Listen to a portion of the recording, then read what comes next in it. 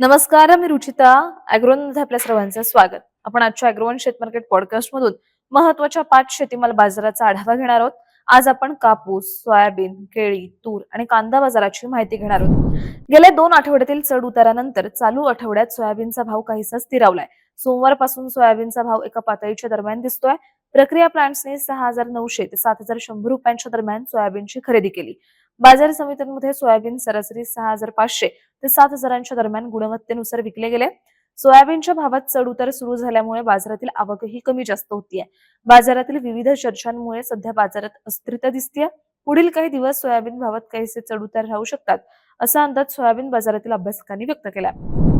देशातील बाजारात कापसाच्या भावात चढ उतार सुरू आहेत. सरकारने आयातीवरील शुल्क काढल्यानंतर मिल्स कडून स्थानिक बाजारात उठाव कमी दिसत असल्याचं व्यापारी सांगतात. बाजार समित्यांमध्ये कापसाला 8,500 ते 8,700 रुपयांच्या दरम्यान भाव मिळतोय.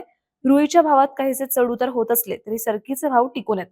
सरकी 4,200 ते 4,600 रुपयांच्या दरम्यान विकली जाते. आंतरराष्ट्रीय बाजारातील कापूस दरातील स्थिरता आणि देशातील कमी आवक यामुळे पुढील काळात कापूस दर स्थिरावू शकतात, असा अंदाज कापूस बाजारातील अभ्यासकांनी व्यक्त केलाय. राज्यातील बाजारात मागील काही आठवड्यांपासून केळीची आवक कमी झाली आहे, तर केळीला चांगला उठाव आहे. मागील काही महिन्यांमध्ये केळी पिकाला राज्यभरात वाढलेल्या उष्णतेचा फटका बसलाय. यामुळे अवकेवर परिणाम झालाय. सध्या बाजारात केळीला प्रति क्विंटल सरासरी 1,400 ते 2,000च्या दरम्यान भाव मिळतोय.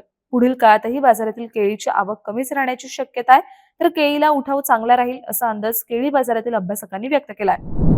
कांद्याच्या भावात 2 दिवसांमध्ये काहीशी सुधारणा दिसून आली. कांद्याची आवक अनेक बाजारांमध्ये कमी झाल्याचं दिसतंय.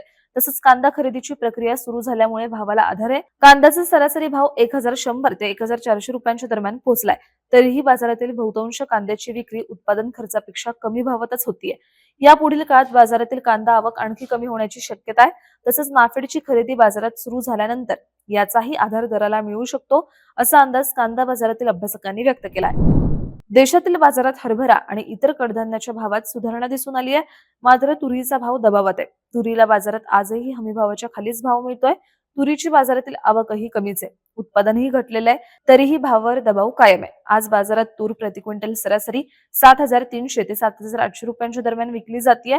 पुढील काळात देशातील तुरीची लागवड आणि बाजारातील अवकेतील चढ उताराचा दरावरही परिणाम दिसू शकतो, असा अंदाज तूर बाजारातील अभ्यासकांनी व्यक्त केलाय. दररोज संध्याकाळी 5 वाजता आपण 5 महत्त्वाच्या शेतीमाल बाजाराचा आढावा घेत असतो. त्यामुळे अॅग्रोवनला सबस्क्राईब आणि फॉलो करायला विसरू नका.